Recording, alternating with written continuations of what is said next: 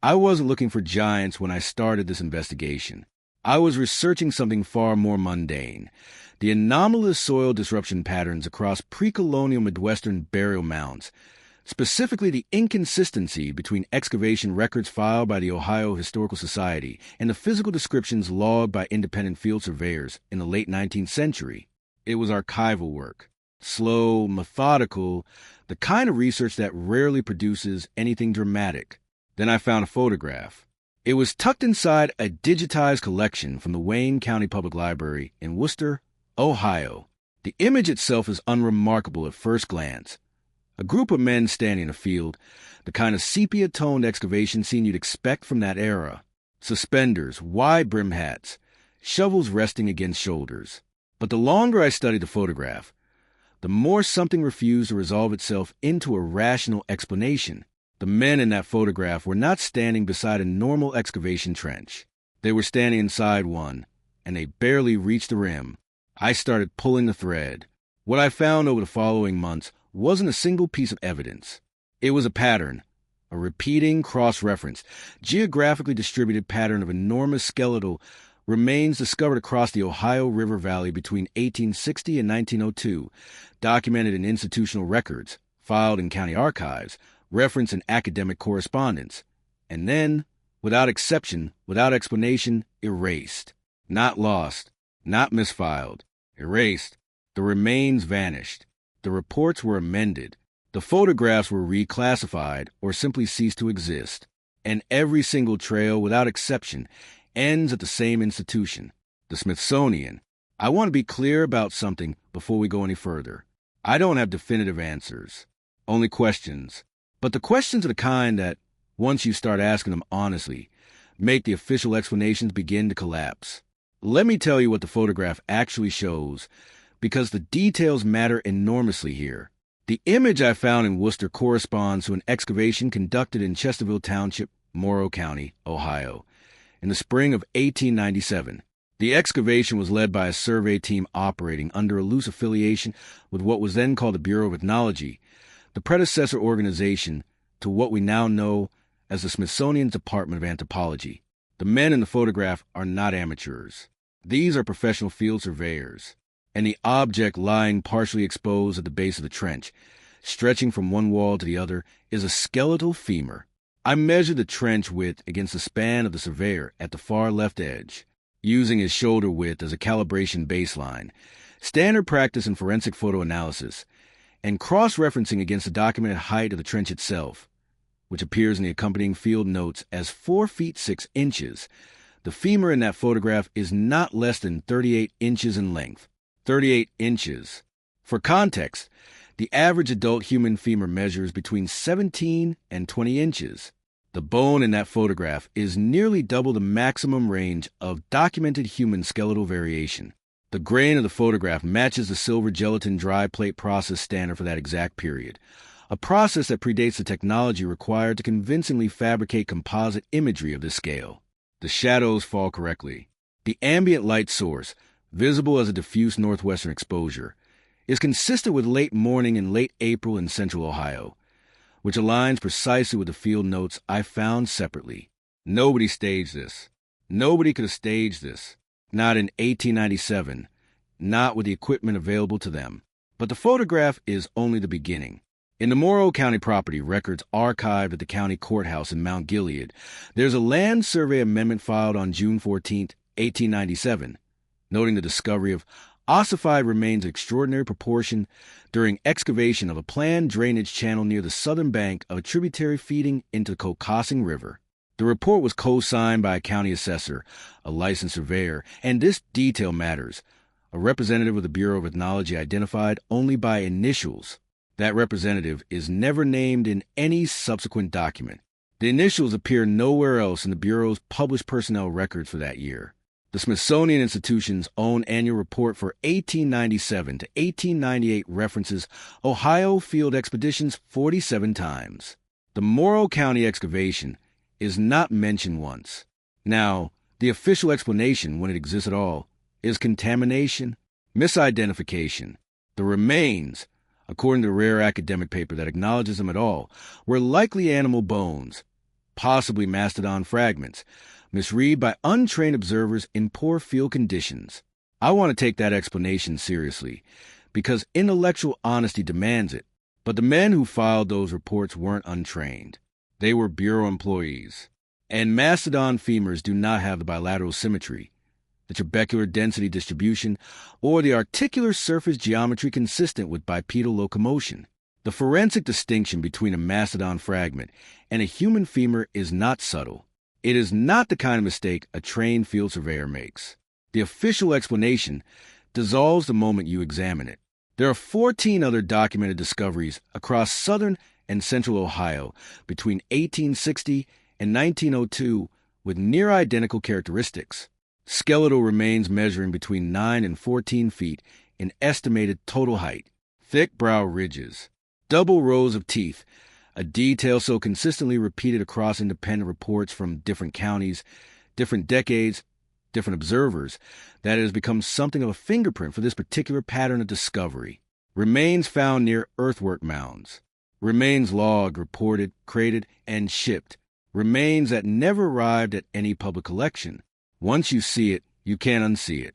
Ohio is not an isolated case.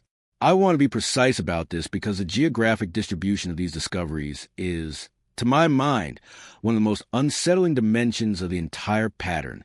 The Lovelock Cave finds in Nevada in 1912 and 1924 produced remains and artifacts associated with individuals of unusual stature. The excavation reports, originally filed by the University of California, describe skeletal material suggesting heights between 7 and 8 feet, along with evidence of sophisticated material culture that predated the arrival of known indigenous populations in the region by several thousand years.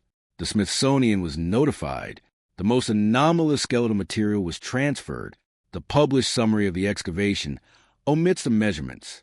In 1833, soldiers digging near Lompoc Rancho in California encountered a burial site containing a skeleton measured at 12 feet 2 inches by multiple witnesses, including a military officer whose report was submitted to California Territorial Court. The remains had double rows of teeth. The remains were described as accompanied by engraved stone tablets bearing symbols that no member of the survey party could identify. The report exists. The remains do not.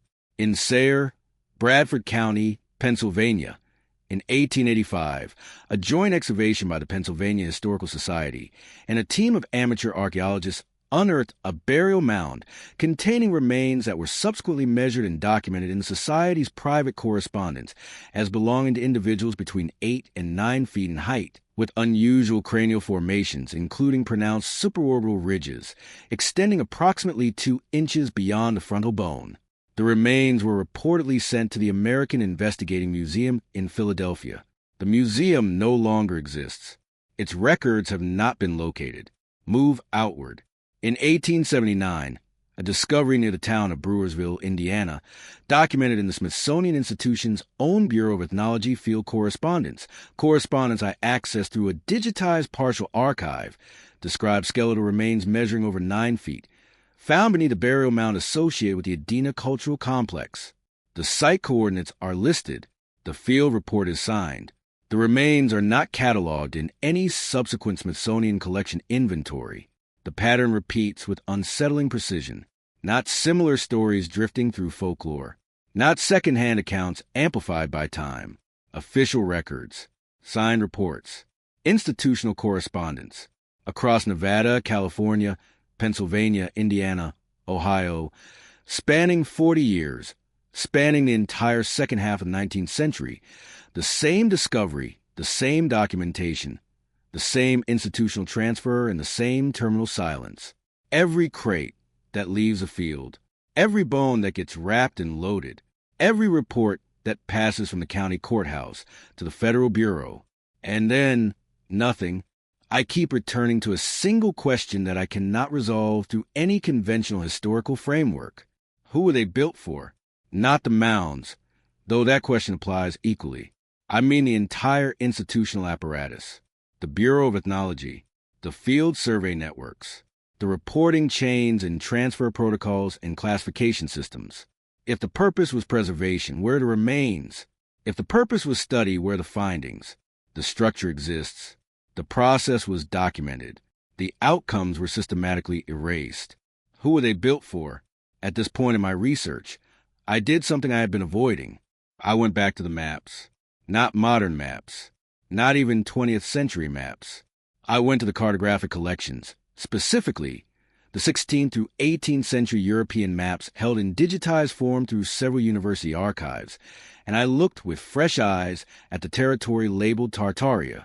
It appears on maps from the 1700s, repeatedly, consistently, on French maps, on British maps, on Dutch and Portuguese and Spanish maps.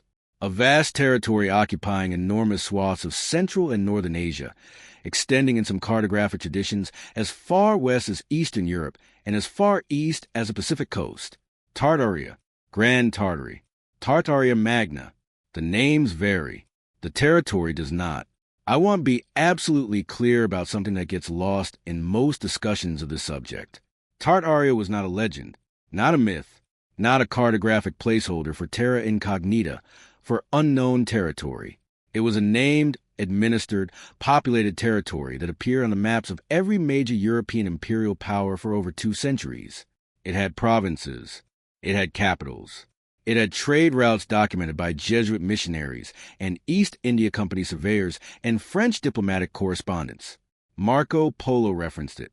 Leibniz wrote about its scholarly traditions. The maps agree. The secondary sources agree. The territory existed, and then it disappeared. Not conquered, not renamed to the gradual process of imperial absorption the way that other vast territories were reorganized over the 18th and 19th centuries. Not incorporated into the expanding Russian Empire with the kind of paper trail that territorial annexation inevitably leaves. The treaties, the administrative decrees, the census adjustments. Tartaria vanishes from the maps in the early 19th century with a speed and completeness that becomes impossible to ignore when you set it alongside the timeline of the giant skeleton discoveries. The Ohio finds begin in earnest in the 1840s and 1850s. The last Tartaria references in mainstream European cartography fade in the 1820s and 1830s. The Smithsonian's Bureau of Ethnology is formally established in 1879, precisely at the peak of large skeleton discovery reports across North America. The Bureau's collection protocols are established, the field correspondence networks are formalized, and the remains begin their one-way journey toward institutional custody. What was Tartaria? The evidence suggests something that our current historical frameworks have no comfortable category for: a civilization of enormous geographic reach, extraordinary architectural sophistication, and a population that may have been, in ways we are only beginning to reconstruct from the margins of the record, physically unlike the populations that replaced them. The connection to the giant skeletal remains of North America becomes impossible to ignore. The mound builders of the Ohio Valley, the oversized remains of the Pacific Coast, the anomalous burial complexes of the Great Plains. Are these the archaeological signature of a population that was itself part of, or descended from, the civilization erased from the maps? I don't know. I have only the pattern. And the pattern points somewhere deeply uncomfortable. Here is where the documentary record becomes particularly difficult to dismiss, because the newspapers of the 19th century, before the consolidation of press ownership, before the standardization of editorial practice, before the emergence of institutional gatekeeping in American journalism, were documenting these discoveries openly, locally, and in considerable detail. The Zanesville Courier, 1881. A report filed by a local surveyor describing the opening of a burial mound near the Muskingum River in which skeletal remains were found at a depth of 11 feet, measuring, and the reporter includes the surveyor's written confirmation, in excess of 10 feet 6 inches in total height. The report notes the presence of copper artifacts and engraved stone tablets near the remains. It mentions that a representative of the Bureau of Ethnology was expected to arrive within the week to take custody of the discovery. No follow-up report was ever published. The Ironton Register, 1892, a front-page account of excavation, work near the Lawrence County line in southern Ohio, documenting the recovery of multiple skeletons from a single mound complex. The journalist names a landowner, names the lead excavator, and provides a detailed physical description of the remains, noting that the largest individual represented appeared to stand, in the journalist's words, no less than 12 feet in height when living. The piece describes the double dental rows, the detail that keeps recurring, and mentions that the bones were of unusual density, requiring 2 men to carry a single femur. The reporter ends the article by noting that federal representatives had been contacted. The story does not appear again in the paper's archives. The Columbus Evening Dispatch, 1897. Published within weeks of the Morrow County excavation I described earlier. A brief notice, not a feature, just a brief notice. In the inside pages, mentioning the discovery of giant remains near a mound system in central Ohio and confirming that the Bureau of Ethnology had dispatched a team. The notice is 3 paragraphs long. It is the last reference to the discovery in the paper's entire archive. The Chillicothe Gazette, 1878. A detailed account of remains found during construction of a drainage project south of the city, describing bones of such size that the construction foreman halted work and summoned county officials. The report quotes the foreman directly. It describes the excavation process, the condition of the remains, and the subsequent arrival of a government representative who supervised the loading of the bones into wooden crates. The reporter notes, with evident curiosity, that the representative declined to identify his institutional affiliation. The story is never followed up. The Cincinnati Commercial Tribune, 1902, a reporter covering archaeological activity in Hamilton County mentions, almost in passing, that a series of discoveries from the previous 2 decades had apparently never been cataloged in any publicly accessible Smithsonian collection. He had submitted written inquiries to the institution. He received no response. The article is short. It reads like a man who has realized, partway through writing, that he is not going to get an answer. After approximately 1905, the reports stop, not gradually, not through the natural atrophy of a fading story. The photographs stop, the reports stop, the maps change. The pattern is too consistent to ignore. Something coordinated the silence, and the coordination did not happen by accident. Let me propose something that sounds absurd until you examine the evidence. What if the giant skeletal remains of the Ohio Valley and the broader North American continent are not anomalies? What if they are, in fact, the physical remnant of civilization, coherent, extensive, technically sophisticated, that preceded the cultural frameworks we've been given for pre-Columbian North America by several centuries or more? A civilization whose geographic reach extended across the continental divide, whose architectural legacy includes the mound systems we have long attributed to populations far less sophisticated than the structures themselves imply, and whose physical characteristics were sufficiently distinct from the populations that followed them to constitute a genuine biological enigma. And what if the erasure of Tartaria from the European maps is not an unrelated event, but the Western reflection of the same process? Think about what that would mean institutionally. Think about the implications for every foundational narrative of American prehistory, European colonial legitimacy, and the intellectual authority of the institutions that constructed those narratives. The Smithsonian was not established in 1846 to preserve anomalies. It was established to organize and legitimate a particular story about the world, a story in which the Americas were effectively vacant before European contact, populated by scattered and technologically limited indigenous communities who left no architectural or civilizational legacy that could compete with the civilization arriving from Europe. Now introduce a 12-foot skeleton with a double row of teeth found beneath a sophisticated earthwork complex associated with copper metallurgy and inscribed stone tablets in the Ohio River Valley. What does that do to the story? It doesn't just complicate it, it destroys it. And the destruction would carry consequences not merely academic, but legal, political, and territorial. If a prior civilization of the scale and sophistication occupied North America, the entire moral and legal framework justifying European settlement becomes not just contested, but indefensible. Is it any wonder that the institutions most invested in that framework were also the institutions responsible for the evidence? Why does every trail end at the same building? Why does every crate travel in the same direction? Why does the reporting stop at the same moment the institution consolidates its control over field archaeology across the country?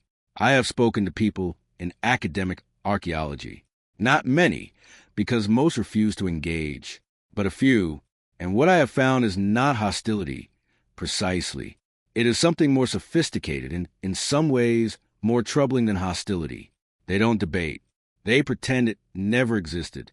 When you raise a Morrow County excavation in a conversation with a working archaeologist, you do not receive a rebuttal. You receive a kind of professional blankness, a slight recalibration of the conversation's direction, a pivot toward the methodological failings of 19th century field practice, a gentle but firm repositioning of the entire discussion onto ground where the evidence cannot speak for itself. The records are dismissed before they are examined. The photographs are attributed to scale distortion. The newspaper accounts are characterized as sensationalism. And here's the thing about that response. It's not active suppression. It's passive erasure. There is a difference, and the difference matters enormously. Active suppression leaves traces. Institutional memos, policy directives, disciplinary proceedings against the researchers who asked the wrong questions. Passive erasure leaves nothing. It operates through the gradual withdrawal of professional legitimacy, through the quiet closure of funding channels, through the social dynamics of academic gatekeeping that ensure the questions are never seriously posed in the first place. I try to access the Smithsonian's physical storage manifests for the 1890 to 1910 period. The manifests that exist are cataloged. The manifests for large archaeological material collected in the Ohio River Valley during that period are not publicly accessible. When I filed a formal research request, I was told the material I was seeking could not be confirmed as part of any existing collection. Not that it didn't exist, that it could not be confirmed. That phrasing has occupied my thinking for a long time now. In the late 1990s, a researcher named Dr. Vine Deloria Jr., a standing Rock Sioux scholar and one of the most significant voices in Native American intellectual history, wrote his book Red Earth, White Lies about the Institutional Suppression of Anomalous Archaeological Discoveries Across North America, and specifically about the Smithsonian's pattern of collecting and effectively burying archaeological material that contradicted the Bering Strait migration model. He was credentialed academic. He was writing within a legitimate scholarly tradition. The book received some attention, and then quietly ceased to be discussed in the mainstream archaeological literature. The pattern operates across disciplines, across countries, across centuries. Individual researchers raise a question and are absorbed into professional silence. The institutions do not argue. They do not engage. They wait, and the waiting is so effective, so complete, so historically consistent, that it begins to look less like institutional inertia and more like institutional policy. What would it take for a human institution to maintain that kind of consistency across 150 years? That is the question I cannot answer. And it is a question that, I think, matters most. There is one more category of evidence I need to bring into this investigation, because it exists in a form that is harder to dismiss than photographs or newspaper accounts or archival records. It exists in 3 dimensions. You can hold it, you can measure it, you can stand next to it. I'm talking about the tools. In the state auction catalogs of Central Ohio, particularly those processed through the Wayne, Morrow, and Knox County state systems between 1890 and 1930, there's a recurring category of object described variously as iron implements of unusual size, large forged tools of unknown purpose, and in one catalog entry that I have read more times than I can count, agricultural implements recovered from mound-adjacent property, purpose undetermined, scale inconsistent with standard, manufacture. The last entry from an estate auction in Holmes County dated 1921 describes a set of 3 implements, 2 with characteristics consistent with digging tools, 1 with characteristics consistent with a broad-bladed cutting instrument, recovered from property that had previously been the site of a documented mound excavation in 1887. The catalog entry includes measurements. The larger of the 2 digging implements has a handle socket diameter, the measurement of the opening designed to receive a wooden handle, of 4 1/2 inches. The standard handle socket diameter for a 19th century American agricultural spade is 1 1/4 to 1 3/4 inches. The implement in that catalog was not built for a human hand in any normal understanding of that term. I found a parallel set of objects described in a 1934 museum storage assessment from a regional historical society in Chillicothe.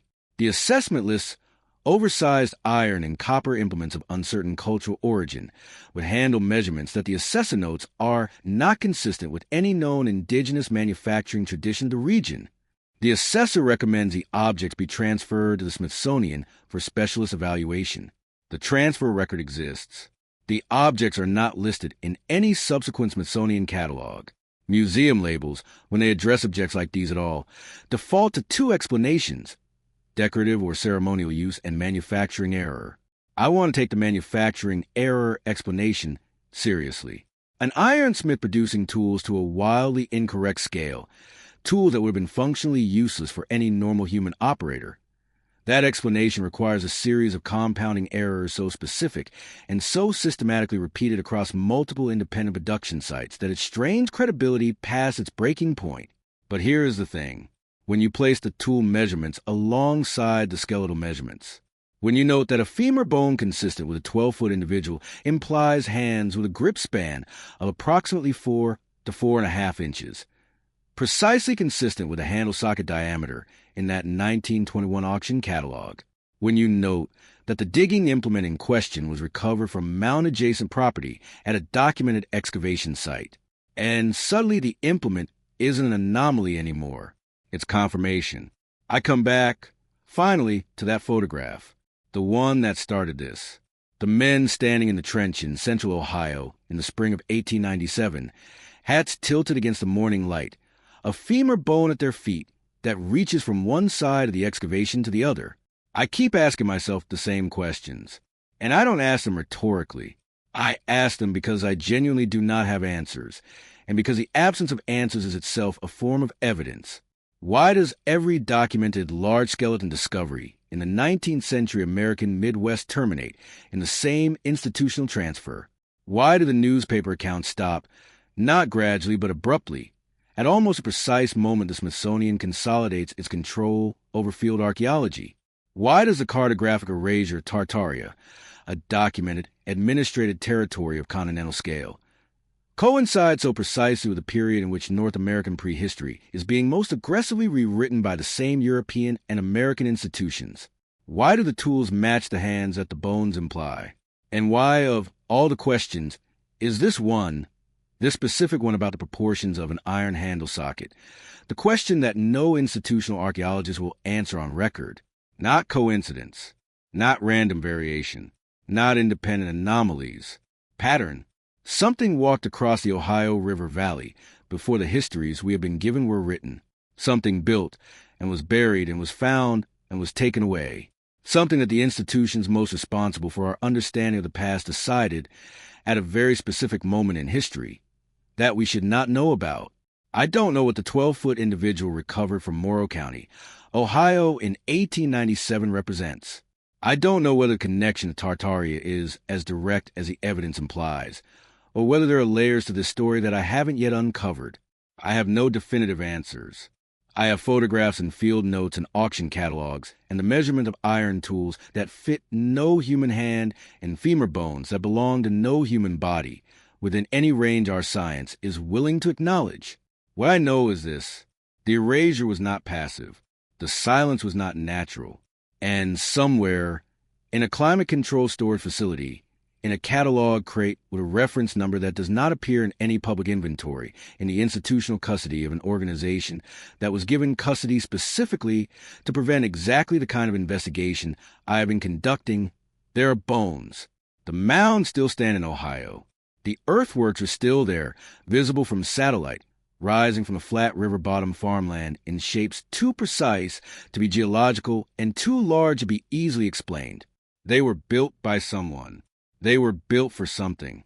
And the person who might have told us, the 12-foot individual whose femur I can see in a photograph taken 127 years ago, was taken away before the question could be properly asked.